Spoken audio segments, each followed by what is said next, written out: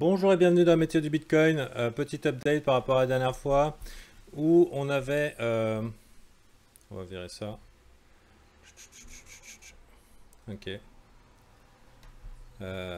Ça, c'est tout, hein. Pourquoi c'est encore là, ça? Ah, c'est bon.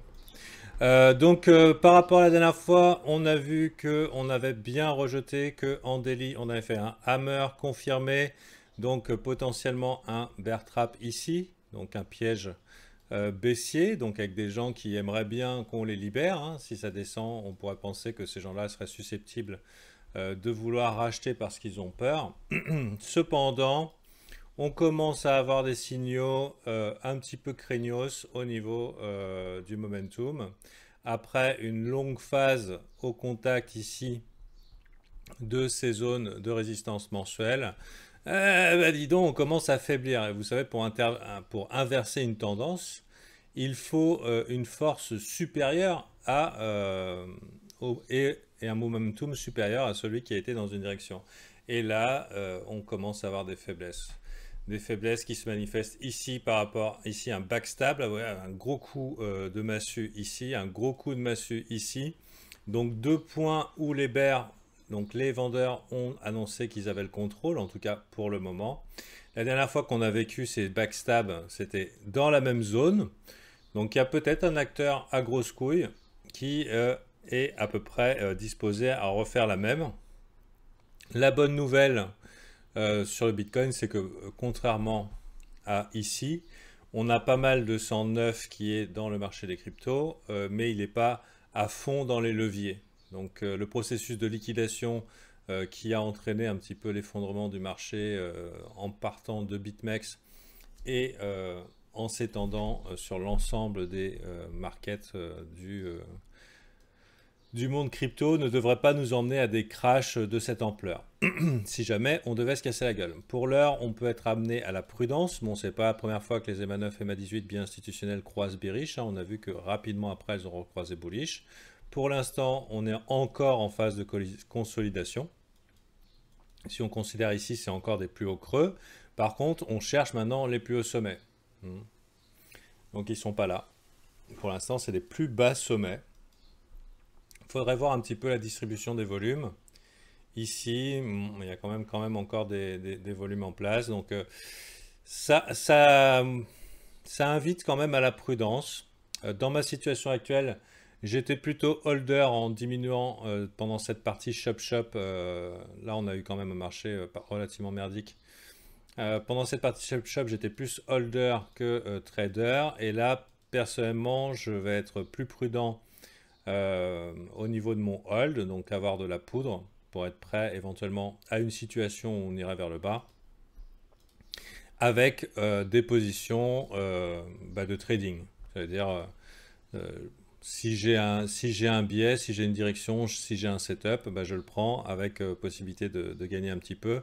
Mais disons que ma confiance sur le fait que c'est sûr, on va monter, là c'est sûr de rien du tout. On est sûr qu'on est dans un range entre les 10 000 en gros et les 8 500, hein. Donc le pire endroit pour prendre position dans ces conditions-là, c'est à proximité du point de contrôle, c'est ici. Mauvaise nouvelle pour les bears, pour les bulls, on est juste en dessous. Donc il y a quand même pas mal de gens ici sur toute cette période qui est visible, qui sont légèrement la tête sous l'eau. Voilà. Bien sûr, il y a des bears coincés, il y a des boules coincées. Qui va gagner? Donc la bite. Je- Désolé, non mais y a rien à dire. Ce que je voulais, si j'ai fait cette météo, c'est pour vous simplement vous dire que c'est un petit peu un appel à la prudence. Et aussi, il existe un pattern qui s'appelle le même, qui est un mème qui s'appelle Vomiting Camel. Vous voyez, deux boss, une tête un petit peu machin. D'expérience, hein, les VIP, à chaque fois quand ils m'ont vu le pointer, ça s'est pas bien passé. C'est, il y a la bite, ouais, c'est resté assis sur ma main. Ça s'est pas bien passé.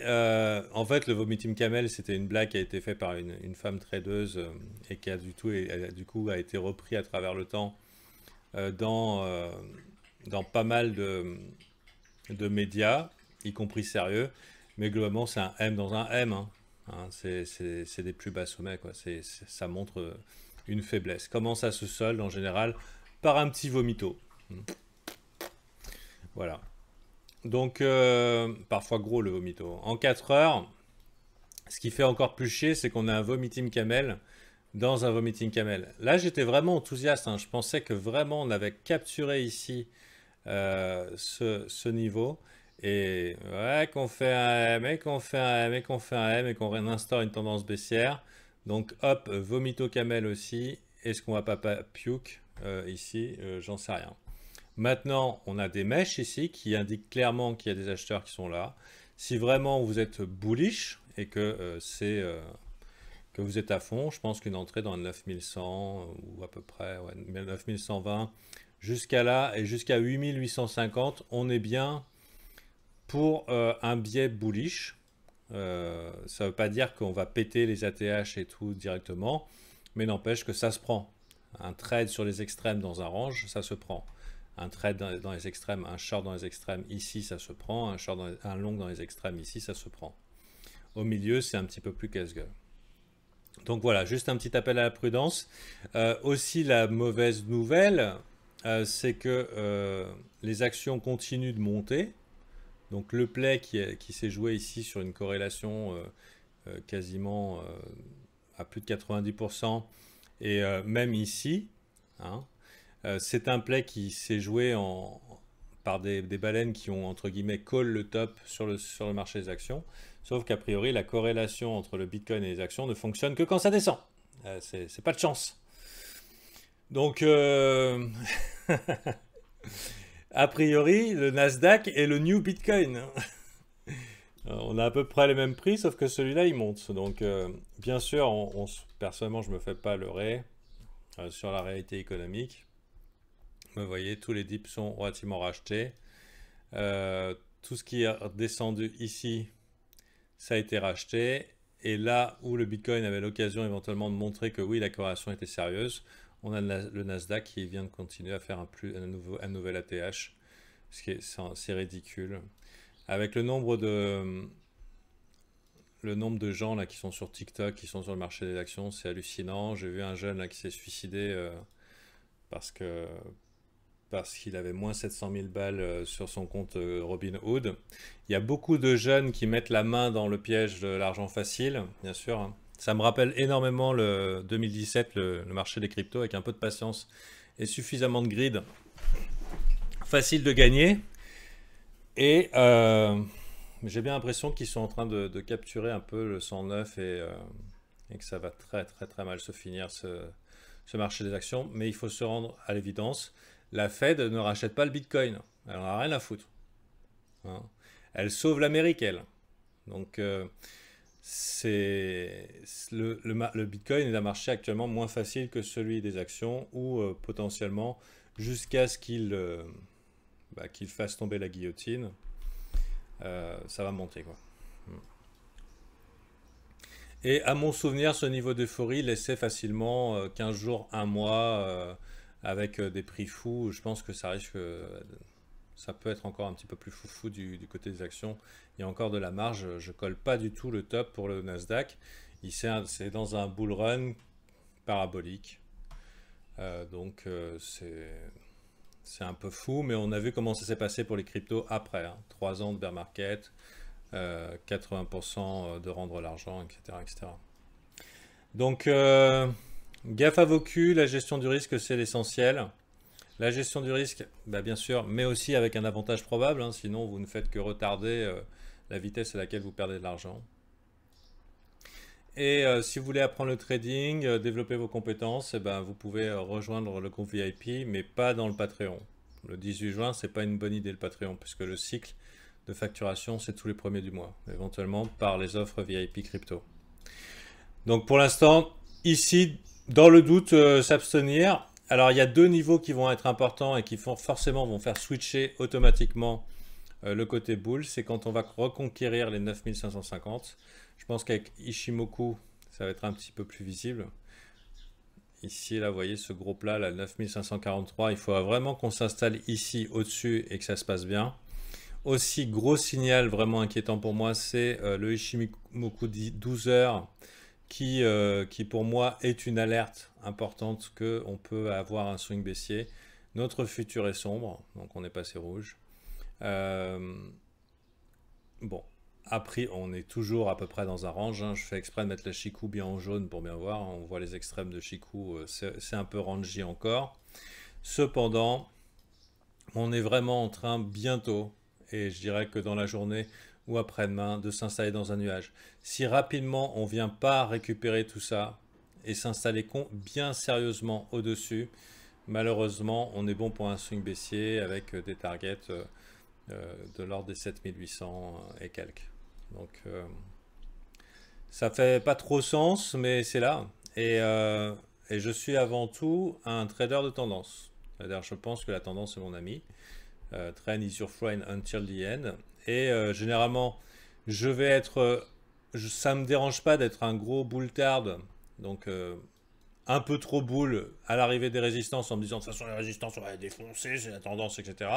Ça ne me dérange pas. Mais quand je vois la tendance s'inverser sur des time frames significatives, et ben, je cool mes jets. Hein, je modère mon enthousiasme. Et donc là, je modère clairement mon enthousiasme alors qu'on est sur le point de s'installer sous le nuage ici et qu'on fait des vomito camels. D'accord? Donc pour l'instant, on est encore dans le nuage. En daily, la tendance est toujours haussière, me direz-vous, si on regarde Ishimoku. Eh oui, c'est vrai. Mais pour que notre setup soit valide, on a besoin que la Tenkan et la Kijun recroisent. On va virer ça. Tenkan Kijun recroise, mais surtout que le prix s'installe et close au-dessus de cette zone que je vous ai dit des 9550. Éventuellement, dans ce cas-là, vous verrez qu'on aura un W. Un W en daily, c'est pas négligeable pour annoncer la suite. Donc pourquoi pas laisser une petite journée bien bearish s'installer. Tout le monde se situe dans les extrêmes. Et poser ce W. Bien sûr, dans pas longtemps, je pense qu'on verra tout le monde annoncer le épaule, tête-épaule qui est relativement visible ici. On va virer ça. Un épaule, tête-épaule bullish. Le problème, c'est que si tout le monde le voit, voilà. Vous voyez, si tout le monde le voit, c'est moins efficace. Donc, qui pourrait nous pousser à un plus haut, enfin un plus bas sommet. Par rapport à toute cette chute, par rapport à toutes ces montées, on peut très bien avoir une chasse aux liquidités et un push dans cette direction-là, de 9700, 9800. Et la question, c'est qu'est-ce qu'on fait là? Est-ce que c'est dernier stop des bears, dernière liquidation des bears avant des gueulis, ou est-ce que vraiment c'est solide et on continue? Donc, comme vous voyez, c'est une météo incertaine, mais c'est l'état du marché qui est incertain. Donc c'est comme ça, et on fait avec, et puis dès qu'il y a de nouveau, vous inquiétez pas, vous aurez une météo du Bitcoin. Et nous on va continuer le live pédagogique avec, hier on a fait une unboxing du crypto tag, et aujourd'hui j'en ai reçu un autre. Et ben on va le faire aussi, donc c'est pour garder vos clés privées, pourquoi pas après tout. Le format est libre hein, sur le live VIP. Allez, bonne journée à vous.